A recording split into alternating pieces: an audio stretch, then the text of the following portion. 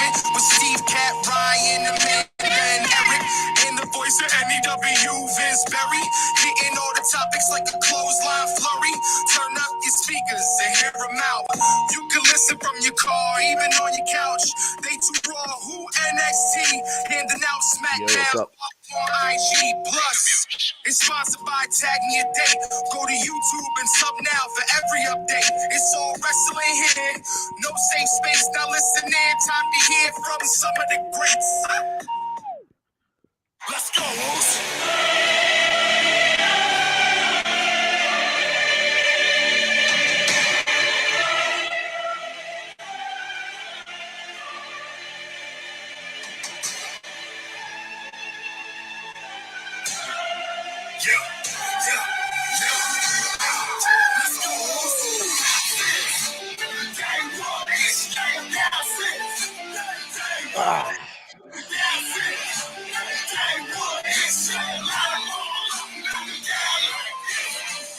Here we are, man.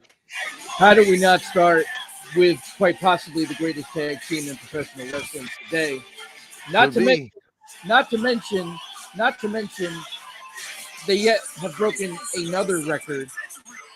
They are the only tag team in history to defend the titles in the same week on both shows ever in history. Oh, wow. Just another notch under the belt. Ladies and gentlemen, welcome to the War Report podcast. Welcome, everybody. Wow. Yeah, I really like the mashups. I'm finding some good ones, and I felt like this was a good one because the Usos, man, they're just so fucking good, man. They're great on the mic. They're great in the ring. The whole bloodline is amazing. It just all fucking works. Even Sami Zayn, and it shouldn't, and it does. You know what I mean? Like, it's just fucking A, man. I'm so happy to have the Usos as champions because they do it over and over again, and the matches are always good. Like we always say, like Kevin Owens, very rarely do we ever say, man, it was okay. Like Owens always puts on a great match. The Usos are guaranteed to always get a great match, even if the tag team that they're up against isn't, whatever. They are generals in that ring, and they can make anything look fucking great, and they do it time and time again. So very happy, with the Usos and just how everything is shaping up as we get close to the official road to WrestleMania. So it's getting exciting, but there's so much to fucking talk about, Vince. Well, of course there is. What do you want to start with? Actually. Well, no, go ahead. You first. Go ahead. Well, because you mentioned tag team wrestling, you mentioned the Usos, and you said, could be the best team out there, and I agree. They're definitely up there because there was a tag team match. I'm not shitting Saturday. on like FTR or like. So there was a tag team match Briscoes this Saturday. They had a dog collar match at the Ring of Honor pay-per-view, and it was FTR against the Briscoes, and one FTR was dog collar to one of the Briscoes, and then the opposite. It wasn't all four together. It was one partner chained to one partner, and then another partner chained to the other partner. And holy shit, like fantastic. So my comment is, I feel like after a very long period of nobody giving a shit about tag team wrestling, tag team wrestling's kind of back, dude. Yeah, for sure. And not only is it back, but I am so glad that the Briscoes are even a part of the conversation, because there was a point where they may not get a contract because of things that were said in the past and a long time ago. And, the whole cancel culture bullshit and everything else. And I shouldn't say bullshit, because there are some instances, but, everyone's just too butthurt nowadays. It's just a different generation. But I think you cannot have Ring of Honor and not have the Briscoes. Oh, I won hundo. It's like trying to say that, Hulk Hogan it has nothing to do with what WWF became. So, they are the team of Ring of Honor. I mean, listen, you can make arguments for the Kingdom. phenomenal. I mean, there's so many great teams, but the Briscoes from day one. Like you talk about originals, you talk about homebred fucking rednecks that are just so raw. You know what I mean? They're just fucking great. Go ahead. They're awesome. Singles guys, tag guys. Jay Briscoe was, Ring of Honor champion, not just tag team champion. Hello, how are you? Good to see you. Thank you for dropping in the chat tonight. I assume I'm gonna guess it's Tara. Hey, Tara. But yeah, go ahead. No, I just, if it was a Saturday pay-per-view at like 4 p.m. is a weird time to have pay-per-view, but really fun. Those Ring of all the matches were fun. Claudio beat Jericho in the main event, and the cool thing about it is that the Ring of Honor fans that were like old school Ring of Honor fans, they're still watching the product like it's old school Ring of Honor, and they're into it. They're into the guys that were originals. And when Claudio beat Claudio beat Jericho, when he won with like 30 fucking big swings, by the way. Tapped out to the big swing, which is actually technically correct, because when the move was first introduced in the 70s in British catch wrestling, just like the airplane spin, which not many people know, both were submission moves. You were spinning the person until they tapped out. Well, they didn't tap out. They had to verbally whatever, but you know what I mean? He did it like 30 fucking times. Like, yeah, I mean, it's like tap or puke. You know what I mean? Like, which way? Yeah, that's the only thing that would have made it better is if he had something that he could puke and throw up first. And here's what I will say, and I want to say this too, because Chris Jericho is one of the greatest of all time. Without a doubt. Since he left and went to AEW and reinvented himself another 2 or 3 times just in AEW, let alone the hundreds of times in WWE, like this fucking guy is one of the greatest of all time and still puts on fucking great matches. But I am very happy that he lost the title. Yeah. And I only say that because now Ring of Honor is going to get its own show. It's going to be a streaming service, probably $10 a month.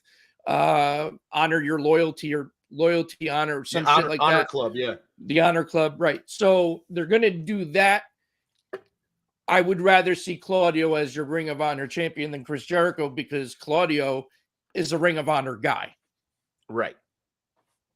Even Wheeler Yuta was a Ring of Honor guy before Ring of Honor originally went out of business.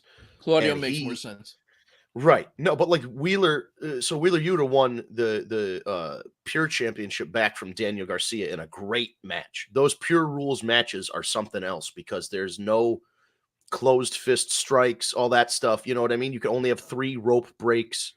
It's much different. They do a lot more grappling and a lot more actual wrestling as opposed to like, top rope. Here's the other thing. You're right. But here's the other thing too. And this is one fucking thing I love about Khan.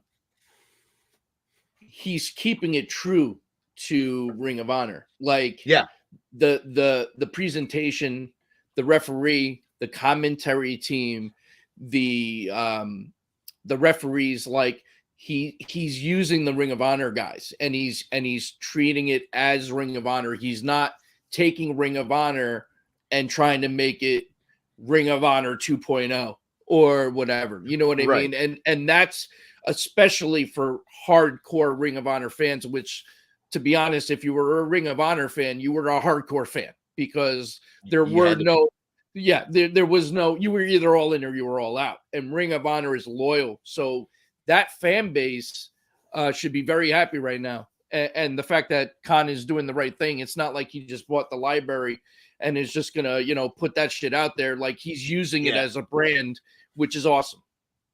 Oh, no, I totally agree. And I think like there's kind of been this weird shift where early on in my more informed wrestling fan career, when I was in like late high school, early college, into 5 or 10 years into that, was, man, there are these guys in Japan, you got to see them.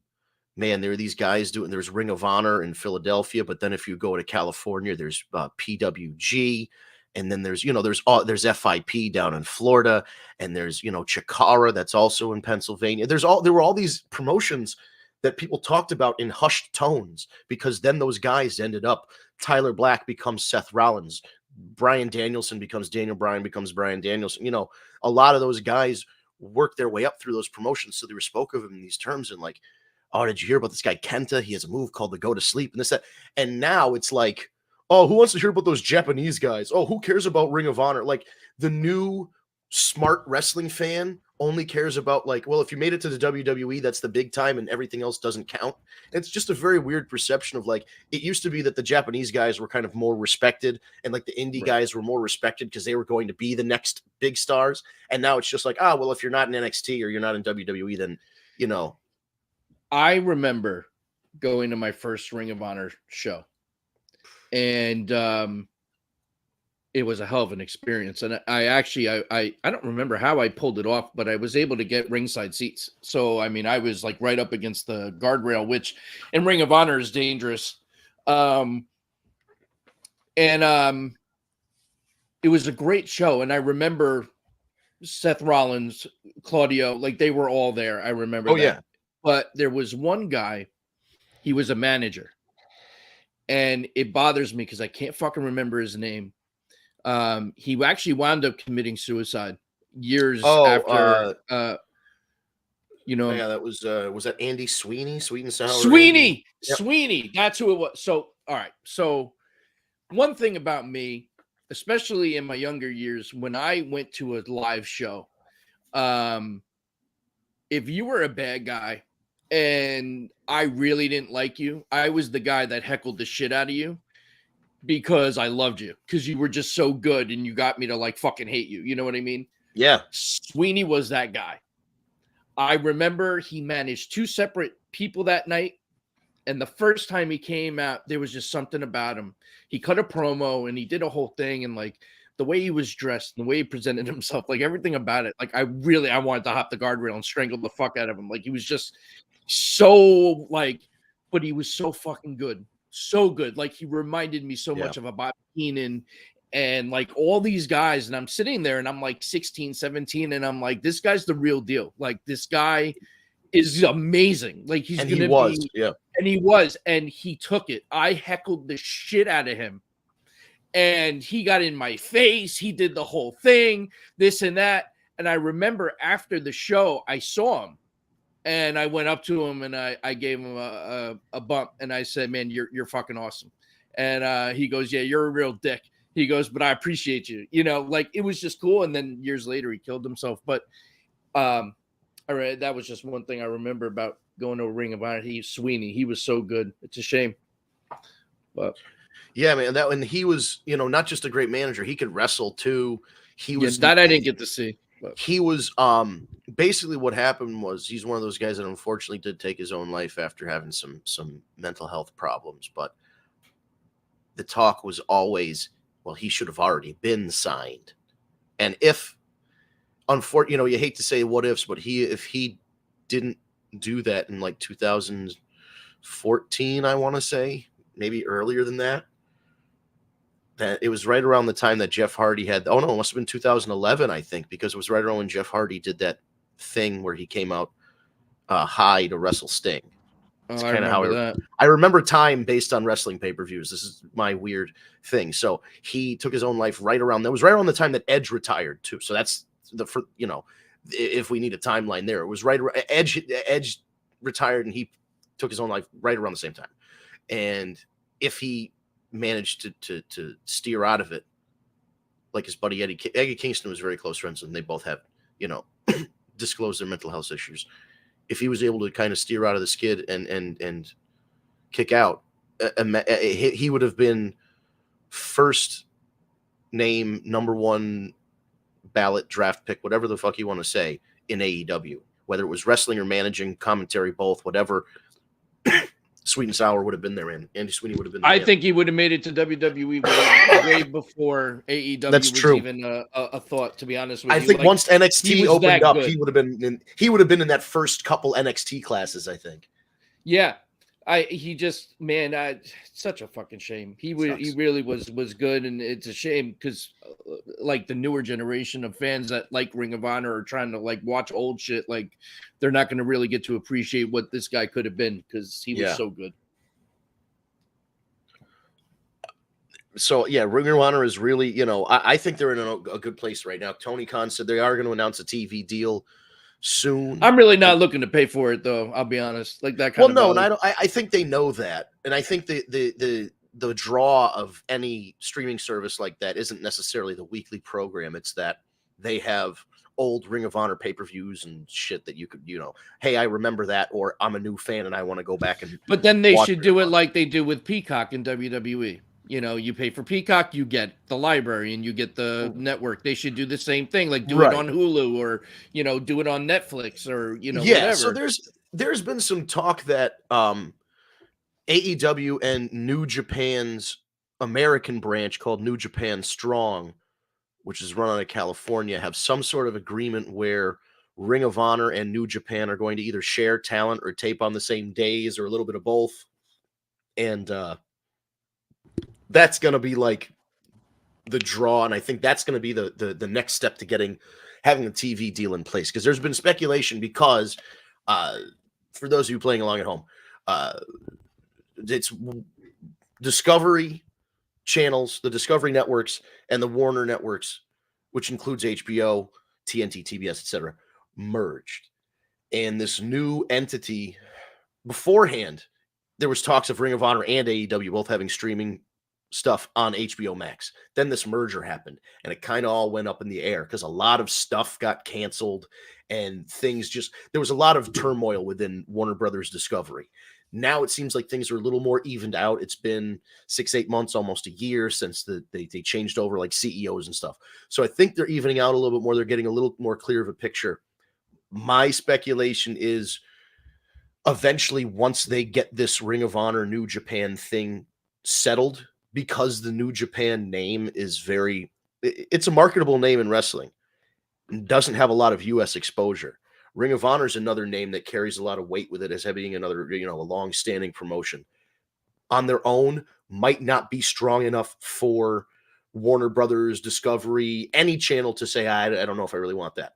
But together, they can say, hey, we can bring guys over from Japan. We can bring in the Ring of Honor guys. We can bring AEW guys. We can do this, that, the other thing.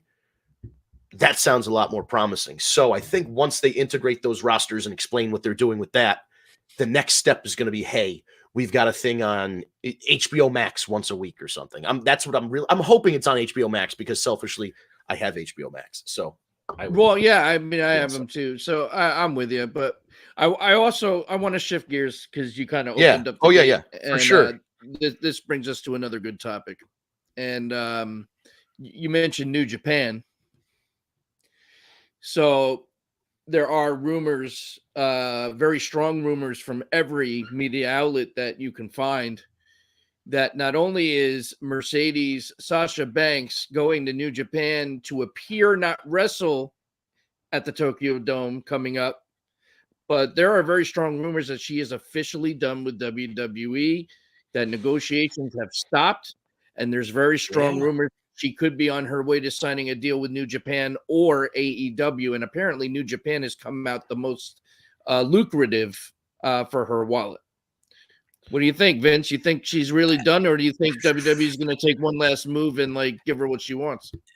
So here's the thing: there were times when people reached out to Naomi, or not, well, Naomi as well, but Sasha and Naomi for appearances. The response that they would get back from Sasha's booking agent specifically was that they would love to do it. WrestleCade. There were plans to get her to go to WrestleCade, but due to whatever contractual obligations with WWE, she was not free until January 1st, 2023. So the speculation is that, remember about 3-4 months ago, the rumor was that Sasha's attorneys were talking to WWE's attorneys, kind of thought maybe they were negotiating a release, immediate release, kind of thought maybe they were renegotiating a contract, which, by the way, I've heard she wants to make like, Becky Lynch, Roman Reigns main roster star money. And I don't blame her for asking for it. There is absolutely no reason, to be honest, that Sasha None Banks at should all. be making less than Becky Lynch. Like, to me, those I two agree. are Same equal here, man. caliber.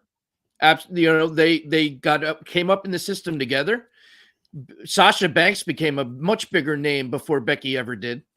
You know Right. what I mean? So, and Sasha was a part of a lot of the firsts for women in terms of specialty matches and things like that. And the matches with Charlotte, like, seriously, Yeah. and that's nothing to take away from Becky. I think Becky is awesome, but I don't think she's any better or in any better position where she should make more than Sasha Banks. So if that's what it is, they should fucking pony up and at least match the salary.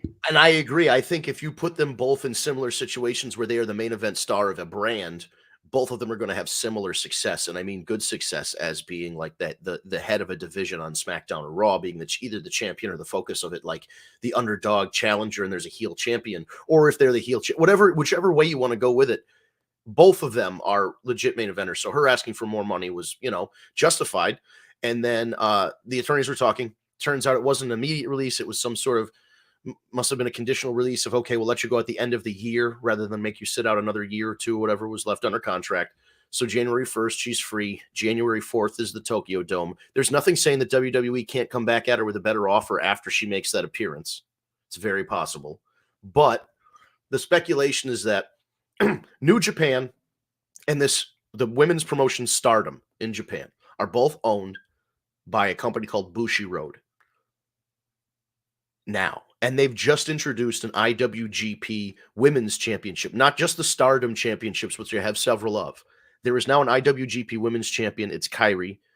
And basically what's going on is New Japan traditionally was all male. Once in a while, they'd have like China or somebody come in. They didn't really have women's matches. Now they're integrating more of the Stardom wrestlers. You're going to have integrated roster shows with men's and women's matches. Last year, they had like a pre-show match for the women. This year, it seems like they're really going to integrate women into Wrestle Kingdom, whether it's night 1 or 2. And the speculation is that Sasha is the big star that's going to come out and make an appearance. There's talk that she might actually do some matches for either on New Japan shows for women's wrestling or for Stardom shows and challenge the Stardom champions. So whether it's against Kairi or whether it's against Julia or one of the other girls that's champions in Stardom, it's yet to be seen. But the interesting thing is some of the scuttlebutt, and again, we take this all with a grain of salt. This is all internet rumor. The scuttlebutt is New Japan and AEW couldn't individually afford Sasha Banks. But together, much like they do with Jon Moxley, where Moxley is signed in the United States to AEW, but also has a separate contract with New Japan. There's no exclusivity deal in the AEW deal that Moxley has, which is why he's free to work indie dates if he wants, and he's free to work New Japan. If they're willing to give Sasha the Moxley deal, then that basically she can say, okay, I'm working X number of dates for AEW and X number of dates for New Japan, and combined those salaries make what I wanted to make from WWE. So I'm just going to do a little bit of both. Here, I will say this. I think I actually want Sasha to sign with New Japan. I think we can get some outstanding matches. Ones that sure. we never thought were possible, right?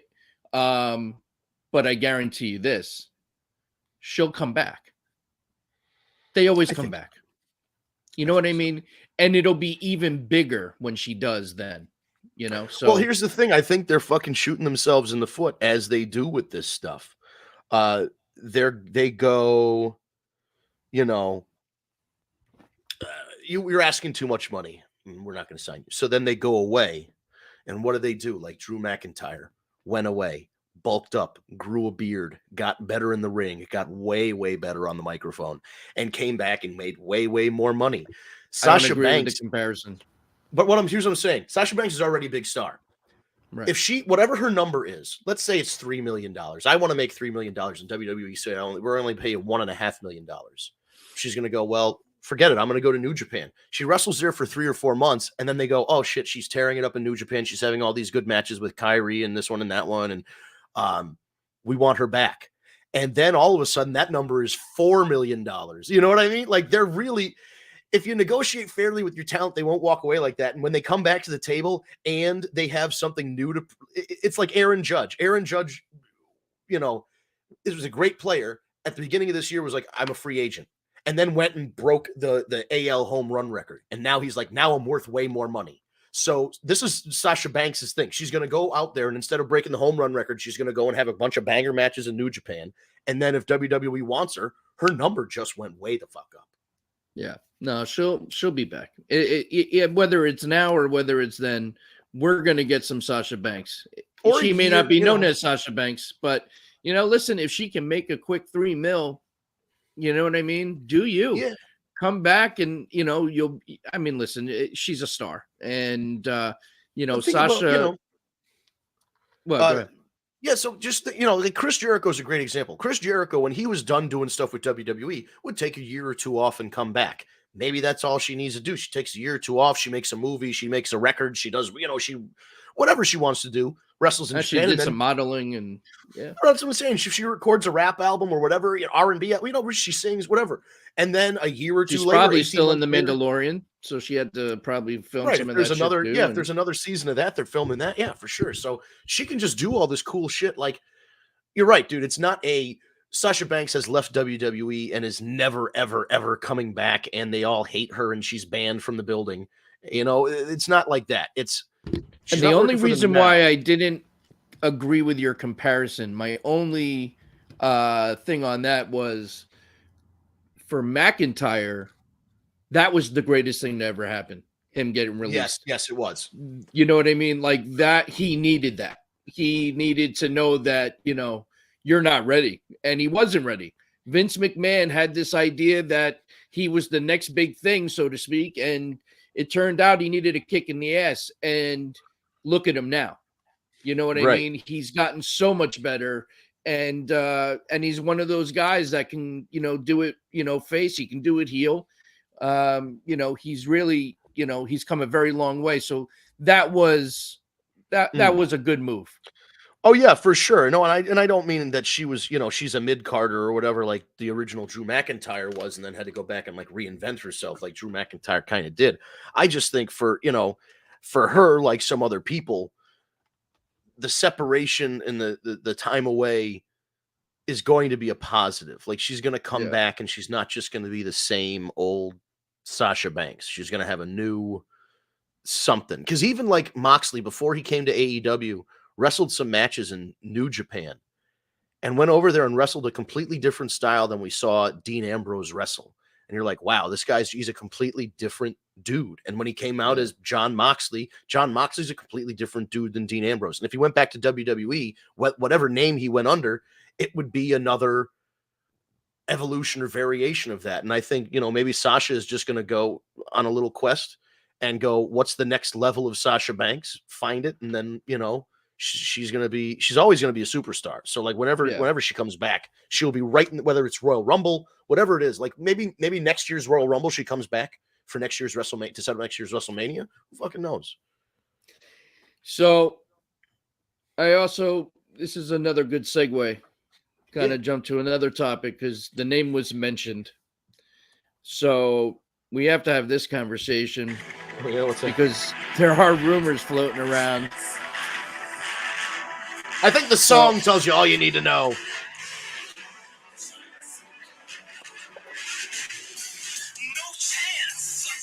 Rumors circling the internet that Vince McMahon regrets listening to people telling him that he needed to step down and that he is still the majority shareholder and that he wants to come back to the WWE. So we need to have that conversation along with Vice TV tonight. Oh, boy. The Vince McMahon deal, and that's on at 9:00 on Vice. So make sure you're tuning in. 9 Lives of Vince McMahon. Isn't that ironic? Yeah, and now apparently there's 2 more claims. Right. So I don't know, One of which, if you're a big-time wrestling fan, one of which you knew about was Rita Chatterton from the 80s. Right. So, but still, like hers was like something about $11 million or something. Like she was suing him for a big number. 2 more accusations came out. I was trying to find them and I can't find them. 2 more accusations came out today in the was it Wall Street Journal again? Like the other ones came out. But yeah, amongst the rumor, it was kind of weird timing. The rumor that Vince McMahon wants to try and come back, and then immediately an hour or two later, it's like, oh, by the way, here are two more, accusations. Oh, by the way, tonight's his documentary. I feel like maybe he might have thought, my name's going to be in the headlines. This might be a good time to try and come back. They'll see my side of it in the documentary and then like have some kind of sympathy for me. And then somebody else was like, we don't want him back. We're going to leak two more fucking stories. We also don't know that this documentary is going to be somewhat favorable either. We don't know. I don't think it is. I think initially it was supposed to be. Right, but I don't know how much influence Vince himself is going to have on the final editing of this because everything that has happened. So it's going to be interesting to see. I got to watch it because it's Vince. I got to watch it, you know what I mean? But here's, no matter what, when it comes to McMahon, we have to just try and remember that through it all, even if he's the biggest piece of shit in the world, because of what he's done or the accusations, whatever the case may be, we still would not have pro wrestling as it is today without him. He took this and made it this global phenomenon that we get to sit here and talk about every week, and have a community, which there's no community in the world out there that even remotely comes close to comparing to a wrestling community. True. Very true. So we have to try and remember that. And I get it. Like, he's a piece of shit when it comes to certain things, but he's still Vince McMahon that created what we enjoy. My biggest issue. What's going on, man? Welcome to the show. Yo. Thanks for having me. I just, seeing what Triple H and Stephanie and Nick Khan have been able to do since the removal of Vince, and how much better the product has been. And I hate to even say that because, it shouldn't be, but it's come to be. Raw has never been so fucking entertaining, even at 3 hours. Same with SmackDown being 2 hours, like the stories, the people coming back and everything else. I can't see us being okay with Vince coming back and trying to change everything. And, I hate to, and I understand people are very loyal to Vince McMahon, and there is a fine line.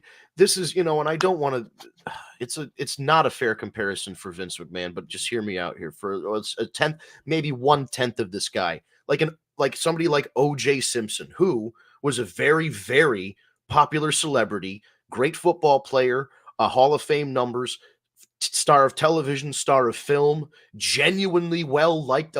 Everybody loved that guy. Happens to be a murderer, allegedly. Same thing with Vince McMahon. Vince McMahon did great things, and you can't discount the great things that Vince McMahon did. Like you said, even if he is ultimately a piece of shit. If you're loyal to Vince McMahon, I completely get it. If you think he's coming back, you need to reevaluate your thinking patterns. There's no way, even if he is the majority shareholder, I don't think, unless he makes a hostile takeover of the company against his family, I just don't see it happening. Aside from the fact the guy's pushing fucking 80. Like, if this was the Vince McMahon of, like, if this scandal came around and he was 55 years old or 65 years old, maybe it's a little different. But when the guy's 80 years old or 78 or whatever he is, if he's trying to plan to come back to power, even if it takes a year or two or whatever, then he's 80, he's 81, he's 82 years old. And do you really, he probably in his mind thinks he wants this, but does he want to be running a company at 80 something years old? And do you want an 80 something year old guy running the company? I mean, we got an old ass guy who's the president right now, and like, he can't even string 3 words together to ask for an ice cream cone. And you know what it is too? It's almost like, if I'm Vince McMahon, right? And I'm still a majority shareholder anyway, so I'm still raking in the money, right? Yeah. I see the progress, and I see how You're great the making numbers money. have He's been. making money not doing anything. Well, right, but what I'm saying is I'm sitting there seeing how great the ratings have been, and how much more profit the company's making because of it, and this and that. Why would you want to even like interrupt that? You know what I mean? And take a chance of fucking it up again, unfortunately. Right. No, and that's the other thing is, it's it's also too soon to pull the e-brake on all this stuff. There was a hard enough transition going from Vince McMahon's booking to Triple H's booking, which involved pulling the emergency brake on guys like Austin Theory and hiring back a bunch of people that Vince McMahon fired. Triple H had to take like 3 months out of the first few, 3 months out of the first year of his reign in power, so to speak, to fix a bunch of stuff and get things straight to the storyline paths that he wanted for the road to WrestleMania. Not an easy job. And then to just undo that by having the same guy come back, and then you have to re-correct and confuse the audience even more, because then they'll go, hey, 6 months ago, Austin Theory lost the briefcase, and now he has the briefcase again, and now he won a title. Like, it would just be too weird. It would be too much of like a ricochet effect. I think the bouncing back and forth. I think the problem for Vince is that this is all he knows. You know what I mean? And that's the problem with a lot of the old wrestling guys. Like right? Ric Flair. And he's probably bored out of his mind. Right. And it's like he just misses being one of the guys and being a part of the back, stage and this and that. Like, I kind of get it. I mean, but at the same time, like, enough is enough. Vince is too old. He's not letting go of the company from his cold dead hands. He said it himself. Well, yeah. Yes, I mean, he has. And but I think he said it more like, I'll never let that company go from my cold dead hands. That was pretty fucking good. That was pretty fucking good. Hey man, there's a lot of years listening to that guy on TV. Even because your camera's not on, so I'm not seeing you do it. I actually saw Vince McMahon. That was fucking great. Hell yeah. But that's just that's what it is, man. It just it's unfortunately for him, you gotta move on and let things happen that are happening because they're good things. Don't fix what's not broken. That's kind of been Vince McMahon's problem for the last 20 years, though. Like, since he bought out WCW, he's been in a constant state like of trying to fix shit that isn't broken. Well, right. That's very true. That is very, very true. Like, he tried to fix WCW. Like, he was like, oh, we're going to bring in WCW and our main eventers are going to be Buff Bagwell and Booker T. Like, that ain't WCW, bro. You had to sign a couple of these guys. Luger, you had to sign Sting, you had to sign Goldberg, fucking one of them, Nash, anybody. Well, I know a lot of those guys sat out for millions of dollars, but like, it was just too much. And then certain guys, like, not that I was the biggest Daniel Bryan fan back in that time, but you have to look at how badly he fucked with that guy. Like, they did the yes chant thing, and that was getting over. Then all of a sudden the Big Show started doing the yes chant, and like the Big Show was involved in this main event storyline and all this shit. And it's like all the times that they turned him heel right before WrestleMania, made him join the Wyatt family. It was like they were really pulling the rug out from the motherfucker for like a while. And that's just been their MO, is that they'll have a guy that's organically over and they'll find a way to just fuck him, like a Dolph Ziggler or any number of those guys. You could go down the list and think a bunch of guys that got fucked by booking after they got organically over.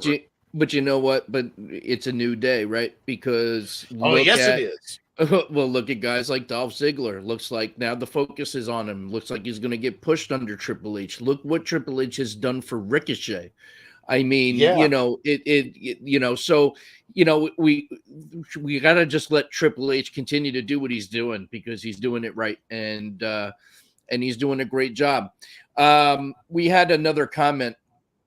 I want to say this is Kevin, so I hope I'm right, but I didn't see his name. But have you guys talked about the firing of Bobby Lashley yet? Yeah, what was that about?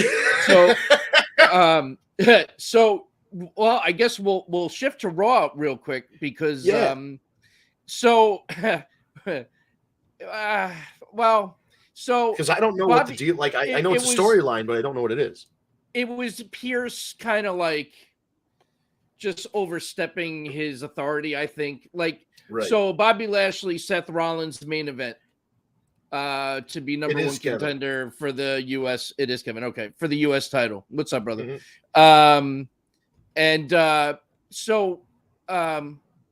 that was your main event, and it was a great match. And then the match ends, but it was distraction. Like the ref, I don't remember exactly, to be honest with you, but in the end, it was legit, but it was fugazi because the ref didn't see the 3 count initially, like that kind of thing. So Seth Rollins winds up winning. Bobby Lashley's pissed, and he grabs the ref and he puts him into the corner, and he's like, "Don't move," like, you know, kind of scolding him, like, "What the fuck? Where were you?" kind of thing. And then Bandito, referee, comes running down, and he's behind Bobby, so he grabs Bobby on the shoulder, and at a reflex, he thought maybe it was Rollins or something. He back elbows the ref and knocks him out. Now Adam Pearce comes running down, screaming at him. They're screaming back and forth out of the ring, and then Bobby like shoves Pearce, like, "Get out of my way," kind of thing.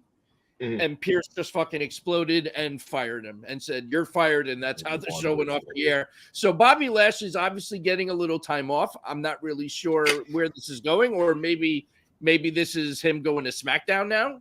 I guess maybe. So here's a funny thing. I don't know if you've heard about this one, but there was an interview Bobby Lashley did like maybe 6 months ago, where he's been suggesting a storyline to Vince that never got picked up, and it was called Fat Bobby Lashley. That was his idea. His idea was that he would legitimately in real life, kind of like Mac from It's Always Sunny, gain like 60 extra pounds and just become real fat. And the idea was that he was going to come back as like fat, depressed guy. And then like the evolution would be he'd lose all the weight and eventually be back to himself. But like he wanted to come back as like this big fat slob.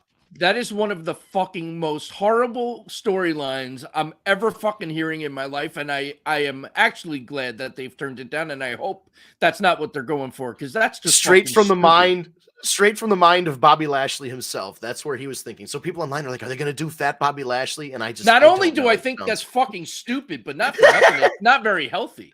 I was going to say it's not healthy for him at all. Like the strain that's going to put on his heart, like to put on that kind of weight and then drop it. Like, dude, what the fuck?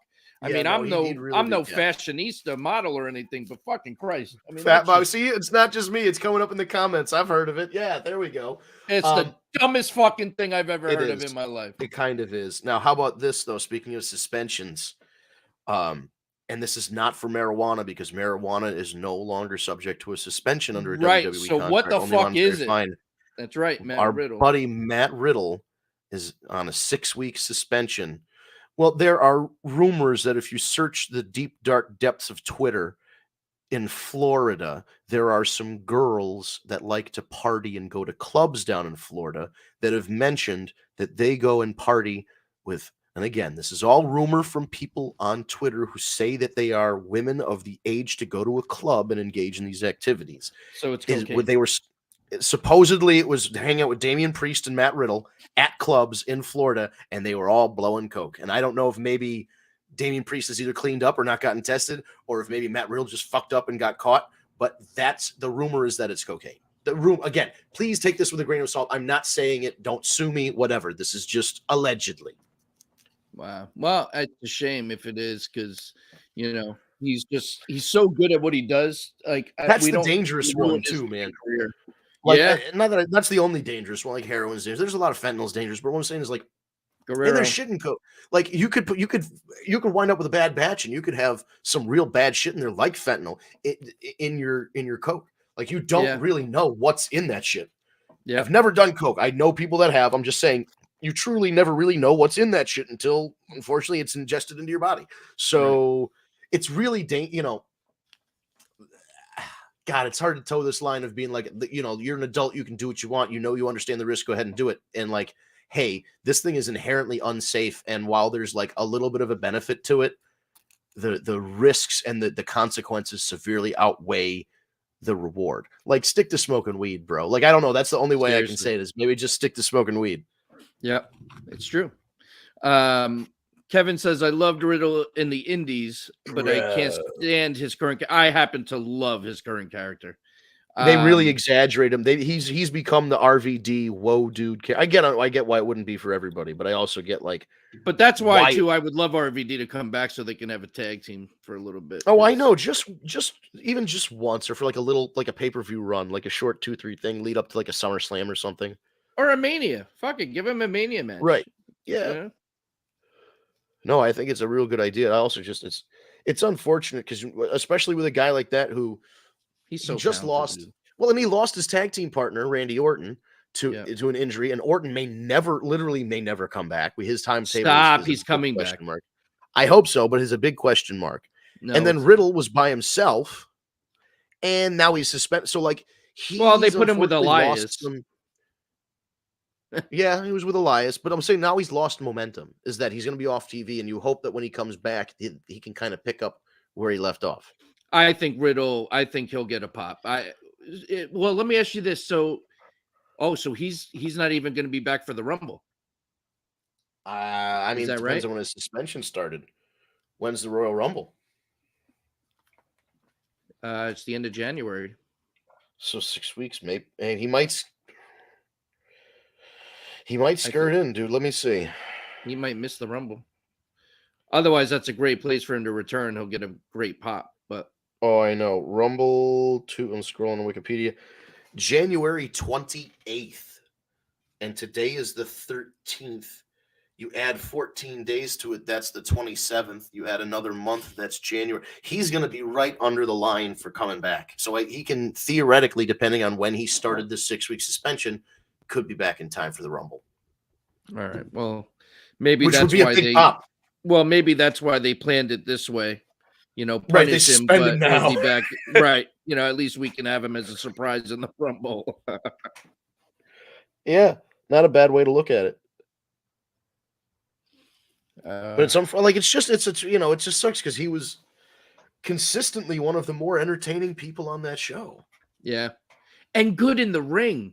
Right? Like, yeah, and can wrestle his ass great off. on the mic. Like he was just Spicoli and funny, and Yeah, he's got a lot of upside that you hope that one day they see past the bro dude I smoke weed thing, and like he could be a champion. I'm not saying right now because you've got the way that the world championship things are structured. I don't think Riddle is believable to be that guy right now, but in a situation where down the line you're going to have split titles again and one's on Raw and one's on SmackDown, I absolutely see an opportunity where Matt Riddle could be the world champion, universal champion on Raw or whatever. You know what I mean? Like he's definitely got that caliber, the pedigree to his wrestling. I didn't realize too, part of the reason why the original Rollins match didn't happen, remember it got pushed, was because of a violation at that time. That's why it's up. That's why this is number 2. So that makes sense why it's longer, not just 30 days. Or correct. Yeah. So hope he gets better. The rumor is he's entering into a rehab. So right. Hopefully he gets the help he needs. Are you hearing an echo? I'm hearing an echo. Are you? I might be listening. I might be leaning too close into my microphone, and you're getting a bleed over from my headphones. I'll back up. Maybe. Okay. But any event, moving on. Raw, I was still solid. I guess there is something else on Raw we really should address. Something that is starting to make me very happy, and it looks like Alexa Bliss is making that transition. The opening match on Raw was Alexa versus Bayley for number 1 contender to face Bianca Belair. And Bianca was ringside to watch the match. Alexa wins. Match wasn't great. There were some sloppy spots, but whatever. It was still Alexa Bliss, and I love her. And great match. Alexa gets over and celebrates. Bianca comes in, goes to shake her hand. Alexa refuses to shake the hand and says, "Hug me instead." And then as she goes for the hug, the Tron does the Bray Wyatt butterfly deal. She goes into her trance, goes to transition into Sister Abigail, stops, kind of gets out of the trance and is like, "Oh, what the hell?" But it's happening. Tis happening, dude. I know it doesn't make some people I think you're one of them very happy because you didn't really like her as that gimmick. But I think her and Bray back together with Triple H involved is going to be amazing. Well, that's the thing, and now all of that's kind of different. You can see where when back in the day when somebody said, "Oh, let's just see where it goes with a Vince McMahon product," you were like, "Yeah, bullshit. Let's see where it goes." With this, you might actually say, "Let's see where it goes." Like you're willing to give them the benefit of the doubt now because they're taking criticism and course correcting. So true. So I'm just that's what I'm happy about is that they're at least able to respond to it because there was a time where Triple H honestly was not very good at taking the criticism because you would go on TV. Oh, me and my friend Mark are going to stop watching. Well, then guess what? You went from 3.5 million viewers on TV to 1.5 million viewers on TV over the course of like 3 or 4 years. So that whole speech about my friend Mark ended up, I don't want to say it was directly responsible, but there was a trend where they were like, oh, we don't need to listen to them because you're already watching our product. You're already sunk in and invested. The landscape changed. So now I think they're a little more receptive to hearing about changes. Yeah, to the product. So yeah, and if they're able to do something that was a little more, because the problem I had was that I don't know if they went far enough or went in dark enough on it. It just seemed like I don't know. All of a sudden the lights would turn off and she'd have pigtails, and that was like. And she could beat up Randy Orton, which was like, all right, fine, whatever. But like, I don't know. There was just, and then the playground thing was fine, but it was just a ripoff of the Playhouse. So it was just like, I want it now that it's cohesive to be cohesive. I want them to really interact more. Like, it seems like they stay far apart all the time. Even like she'll show up, making appearances, then he'll like show up. But now I hope they're more cohesively a unit, and if there are more people being added to this group or whatever, if there is a Wyatt 6, I don't know, because like other weird shit happened, dude. Fucking Asuka on Twitter has been teasing all this weird stuff, kind of hinting that she's going back to this character that she used in Japan when she was wrestling as Kana, and she wrestled as sort of like a ghost demon, like an evil clown almost, right? Like an evil clown, freaky looking, awesome. Yeah, kind of like if Su Yung was a clown. Like an evil possessed kind of right, awesome looking makeup and stuff. And she hit the mist on and it was blue. Dominic. So maybe since we've been seeing these change, maybe she's another addition to that kind of menagerie of weird, like a weird, creepy clown would fit right in with the Playhouse thing. It's going to be interesting to see where this goes. And Kevin, I want to address this because he's made a comment that he just wants the 6 to finally be revealed, the build-up dragging. And here's the thing. Like, I understand what you're saying. I do. But I said this last week too, and I'm going to stick to it. I almost love the fact in this particular situation that it's dragging because it's driving me crazy, but in a good way. And I can't wait to get to Friday because I can't wait to see what's going to happen. And that tells me that what they're doing is correct. We always sit here and say they insult our intelligence because they don't give us the benefit of the doubt, and they don't think that we have patience and that, we don't want things to take a while to build, that we just want it when we want it and right away. And I always say that's bullshit. This is a perfect example. You know what I mean? This is that slow build. This is Roman Reigns being champion for well over a year. This is the Usos being champions. The belts aren't changing as much. Those are all things that mean something. You know what I mean? Right. So in this respect, I'm good. Let it take its time. Let it build, because let me tell you something. When we get to the finish line and everything is revealed and everything comes out and everything, it's going to be fucking spectacular. I have no, it used to be like you wait for the build. And with Vince, you're like, all right, well, okay. That. I don't see that now. I feel like we're going to get something huge.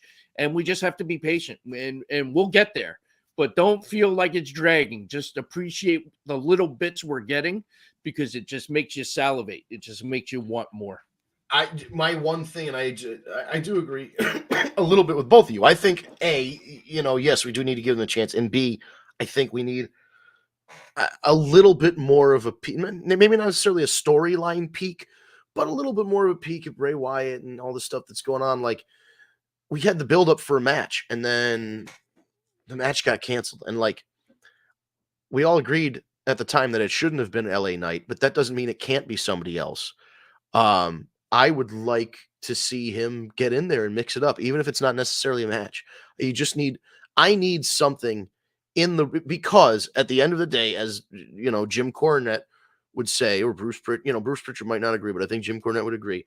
At the end of the day, you got 4 ring posts, 3 ring ropes, and a bell. It's a wrestling show. We're talking about wrestling. The guy's got to get in there and do some fucking wrestling moves. I just want to see that. Like, to me, Bray Wyatt will be back when he hits some fucking, like when he destroys somebody. I'll be like, okay, now I know he's back, and we're really, once he does that, we're rolling. Like the storyline, once he starts getting physical, this storyline will get moving. So and it's going to be amazing. And it's going to be amazing. So I want to see more physicality. Not that I'm saying that they need to quicken up the storyline. I just want to see Bray do some more stuff, man. And I know the tease is like, oh, we got to wait for his match. And I get it. And we all want, but I also think like him dropping in on somebody, the lights go out and hitting Sister Abigail and disappearing or anything, man. You know, just give us a couple little breadcrumbs on the way to the house. Yeah. Well, I think now too, as we're getting closer to the Rumble and pay-per-views and everything else, I think we're going to start to get a little more. That's the other thing too. Like, I would love more than one little segment, you know, like give me like 2 segments now. Give me one at the beginning, give me one at the end, or, you know, something. But I think, you know, we'll get there. I really do. And I think when we do, we're going to sit here and we're going to say it was worth the wait. That's just my gut. I don't see them disappointing us on this one. So hopefully I'm right. But I have faith now. You know, it's been a good product, and we'll see. Okay. Well, so we got through that. Oh, look at that. It's top of the hour. I didn't even realize. Yeah, I didn't even look at the usually clock. You're usually the one that's like, hey, and that's it. So I was waiting for you to do that. But yeah, I just looked at the clock. Wow. Breezed through the old 2-man show. Got through an hour. Wow, holy shit. That was something else. And we probably still had more to cover if we really sat down and thought about it. Ricky Stark's MJF promo was fantastic. Winter is Coming is tomorrow. I can't wait. I know Ricky's not going to win, but I fully anticipate that MJF and Ricky Starks are going to put on a hell of a match. And that whole card is looking great. And AEW, Tony Khan announced he got the rights to the song Round Ball Rock, which is the NBA on TNT. So it seems like they're going to have some sort of, to me, it seems like they're going to have some sort of segment where the feud between the best of 7 series between the Young Bucks and the Death Triangle is going to be, or the Elite and the Death Triangle is going to be broken down like a sports show. They might even have Charles Bart, you know, like those guys from inside the NBA on. You know what I mean? They might do like a panel thing. They've got the basketball music. That's all I know. I'm looking forward to that too. So there's a lot of stuff to look forward to at AEW tomorrow night at Winter is Coming. So, yeah, I guess we'll finish up, dude. Thanks for tuning in. This has been another edition of the War Report brought to you by TagMeADate. We are on social media everywhere. Well, most everywhere except for one place, at TagMeADate. TagMeADate, no spaces. It's all one word. And yes, Ricky tore into MJF in the promo. I was laughing. The whole thing was great because he was making fun of his tan, his outfit, his shoes, the whole deal. It was wonderful. If you haven't seen it, look it up. Ricky Starks did a fantastic job. It's up on YouTube. Speaking of YouTube, we're on YouTube at TagMeADate. It's one of the places we live stream. Please subscribe and hit the bell to get notified when we go live or when we upload a new video. You can also catch our live stream on Facebook under TagMeADate or the War Report, Twitch and Twitter and Periscope under at TagMeADate, and Steve's LinkedIn if you're connected with Steve on LinkedIn, and our Twitch is twitch.tv/War Report. That's WARREPORT for Twitch, twitch.tv/War Report. You can go view an archive of the videos, the live streams, both on YouTube, Facebook, and Twitch. So you can go back and watch those if you prefer. We do have an MP3 version. If you go to your favorite podcast app, such as Stitcher, Spotify, SoundCloud, Apple Podcasts, Google Play Podcasts, type in TagMeADate, type in the War Report. You can subscribe. The audio gets dropped about an hour, within an hour of us going off the air. So we broadcast from 6 to 7. Between 7 and 8, you'll get that MP3 delivered right to your tablet or mobile device or whatever. And you can take it with you in the car, at the gym, while you're doing laundry, all that fun stuff. Again, follow us on social media. We are on Instagram, TikTok, Twitter and Periscope, Facebook. I'm sure a couple others that I'm missing. At TagMeADate. Just search for at TagMeADate, all one word. You'll find all of our social media you can follow on the platform of your choice. And we'll just be back right here next Tuesday for another edition of the War Report, 6 p.m. Eastern Time. Set your alarms now, guys. I hope you have a nice rest of your week. And we'll be back on Tuesday.